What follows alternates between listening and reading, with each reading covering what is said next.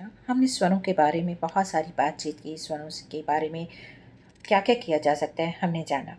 आज मैं आपको बताती हूँ कि कॉन्स्टिपेशन जो कि एक मेजर प्रॉब्लम है, इसका भी निदान हमारे स्वर करते हैं। जी हाँ, अगर किसी को बहुत लंबे समय से कॉन्स्टिपेशन की प्रॉब्लम है तो सूर्य नाड़ी में मल विसर्जित करें। जब आप सीट पर बैठें तो लेफ़्ट नोस्ट्रल को बंद कर लें। तो आप देखेंगे कि एक तो टाइम ड्यूरेशन कम होगी, दूसरा रिज़ल्ट आपको कुछ ही दिनों में मिलना शुरू हो जाएगा।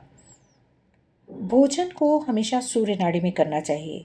अग्नि का काम है पचाना, ये मैंने अपने पहले वीडियो में भी आपको बताया था।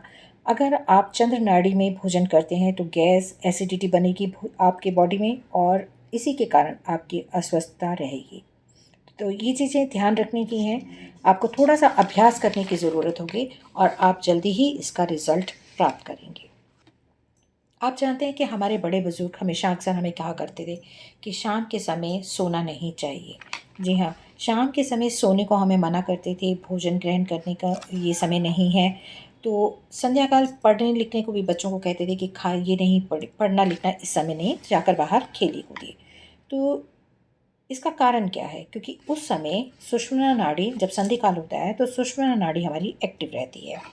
जब सुषुम्ना नाड़ी एक्टिव रहती है तो आप किसी भी प्रकार का कोई ऐसा काम करेंगे तो वो काम आपका सफल नहीं होगा। ये समय जो है, ये आपका ध्यान का समय है।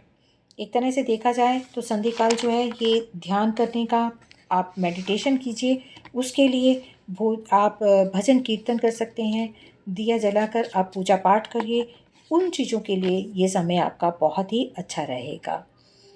संध्या काल के समय में अगर आप पूजा पाठ करते हैं और मैनिफेस्टेशन करते हैं या आप मेडिटेशंस करते हैं तो आप देखेंगे कि आप किसी को भी कुछ भी ब्लेसिंग्स देंगे तो वो ब्लेसिंग्स ज़रूर लगेंगी।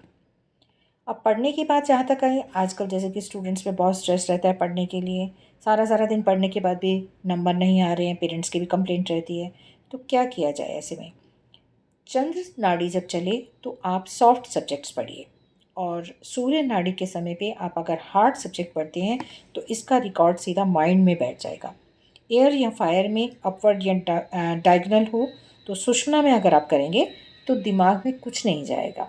इसलिए शाम के समय मना किया जाता था कि आप संधि काल के समय सोइए नहीं, पढ़िए नहीं, खाइए नहीं, इसीलिए मना किया जाता था।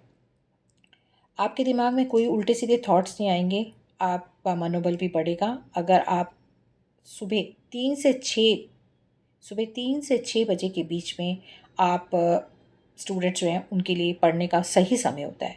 आपकी जो 4 घंटे की स्टडी है वो आपकी 1 घंटे में ही पूरी हो जाएगी, क्योंकि जो भी आप इस समय पढ़ते हैं वो आपके दिमाग में बैठता है, क्योंकि इस समय एक तो ऑक्सीजन लेवल बहुत हाई रहता है।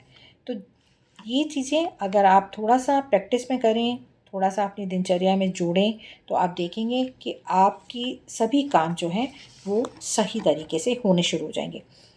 एक चीज़ मैंने और अपनी वीडियोज़ में बताई थी कि स्वर अगर नहीं चल रहा है आपका, आप सकारात्मक स्वर चाहते हैं, वो नहीं चल रहा है, तो आप क्या करें? तो आप अपने जो स्वर आपको चाहिए, जैसे लेफ़्ट मुट्ठी है, तो आप राइट की बगल में दबा लें और 52 सेकंड के अंदर आप देखेंगे कि आपका स्वर जो है वो चेंज होना शुरू हो जाएगा। तो जो स्वर आपको चाहिए, आप उसके लिए ऑपोज़िट हैंड को उस बगल में दबा लीजिए, मुट्ठी बंद करके बगल में टाइट करके दबा लीजिए थोड़ी देर, तो आप देखेंगे कि आपका स्वर जो है वो काम करना शुरू कर देगा, वो स्वर चलित हो जाएगा।